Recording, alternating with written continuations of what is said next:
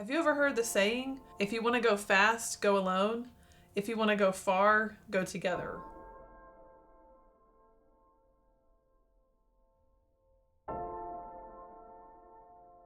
Back in 2013, Thomas reached out to me with a crazy idea. He said, I want to run in a double iron event to raise money for ConnectAbility. Thomas raced 281 miles to raise funds and awareness for ConnectAbility and inclusive racing. And that's kind of where the dream of Race for a Reason began.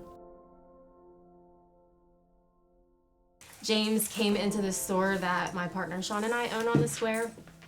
And he said, do you think you'd ever be interested in pushing a racing wheelchair? And I didn't know anything about it, and I said yes. Shortly after that, we went and did our very first 5K. James ran next to me the entire time, and that was like the first day of this whole experience that I'm so thankful to be part of.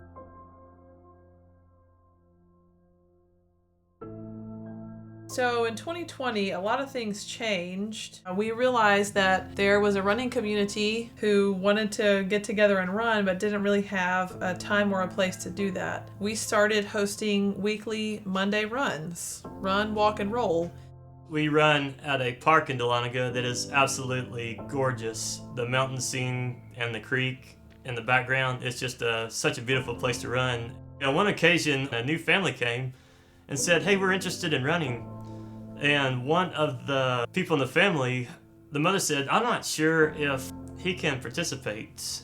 His doctor and physical therapist said that he's not thriving and he's not able to have any muscle or any ability to do anything. Since he moves his hands and arms, let's put him in a wheelchair that is a hand cycle. So I ran with him and I noticed a little grin on his face the first time. And I was like, I think he likes this. And so we said, let's keep doing this. And so after about 2 or 3 runs, it was phenomenal.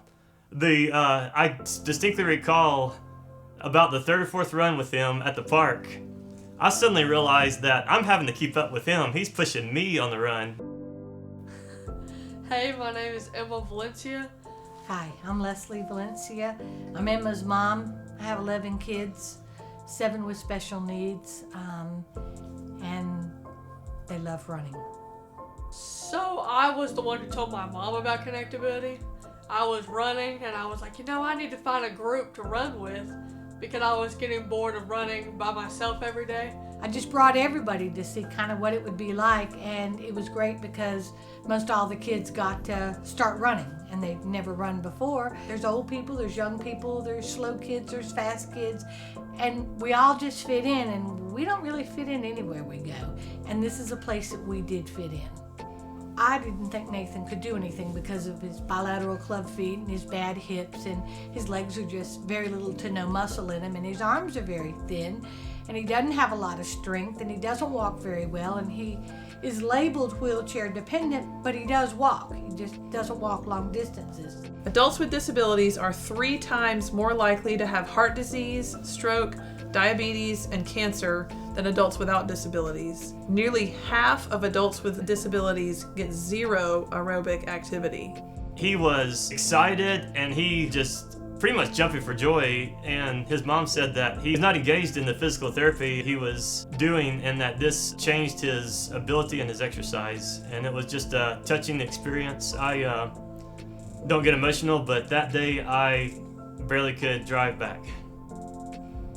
I had no idea he could do it, and he loved it, and he would go faster and faster every week. So it was pretty exciting to see. And it became his new best toy. When I would push Nathan at home, it's like heavy weight, you're pushing. So I got stronger, and then when I would run by myself, I could run even faster. Yeah, that's awesome. Yeah. Did you ever say, he ain't heavy, he's my brother? No.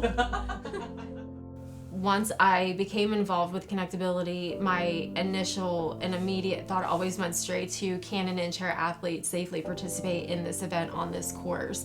And if not, who's in charge that I can talk to about making changes and corrections and whatever, and making sure that there's an understanding that that it isn't just for people on feet. You have people pushing baby strollers, so it's no different than having a safe space for a racing wheelchair or a bike chair like Nathan uses. That's really where my mindset always goes, and I think what is really cool is having these people who show up, every week, and they give their time and energy to push our in-chair athletes, are also going out and kind of scoping courses for us, places that we can go and bring more awareness to this amazing inclusive opportunity that Race for a Reason brings.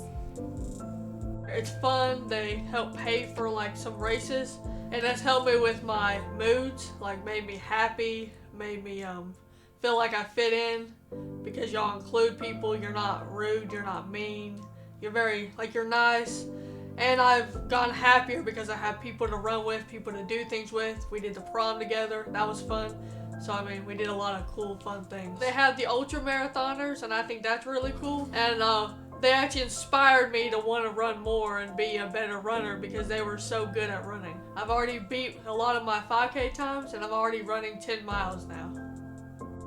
While I enjoy running ridiculously long distances, the 5K, 10K, half marathon with a racing wheelchair and with an in-chair athlete who would otherwise not be out there gives me a whole nother layer of reason and purpose to my running, because it's not for me when I'm out there, it's for that person. It's just a group of people who love to be real, transparent, and encourage each other no matter what the ability is, and no matter how far we run, how fast we run, what we do. It's just amazing. Well, I think he became more outgoing because he's very autistic and he's very introverted, wants to be on his computer, doesn't care about people. But once he started coming, he would always look to see who was going to be his pusher. And while he didn't say much to him, sometimes he'd say things, and he always had to show him his Beanie Boos when he got there, because he wanted everybody to know what he brought with him. And that was pretty impressive for him to be wanting to show everything off, and that was pretty exciting to see that he just fit right in and just was accepted like he was an equal to everybody.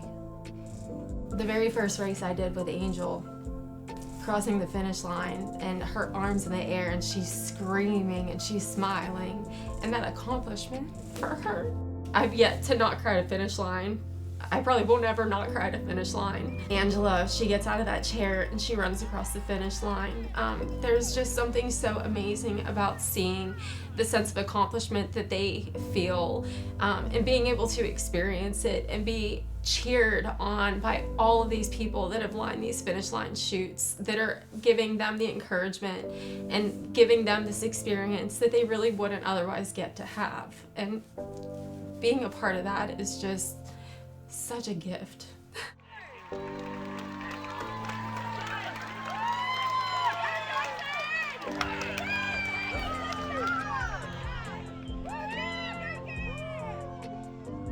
There is no part of me that can think or imagine that there isn't a need for an organization like Race for a Reason. And I know that there are people in other towns and communities that want to do the same thing, and they just don't have the resources. They don't have the organization like ConnectAbility behind them that can help them with figuring out, grants and funding and all the things that they need that go into this very expensive thing that we get to do. But that doesn't mean that there isn't a need for it. Race for a Reason in every city. Let's do it. Let's do it.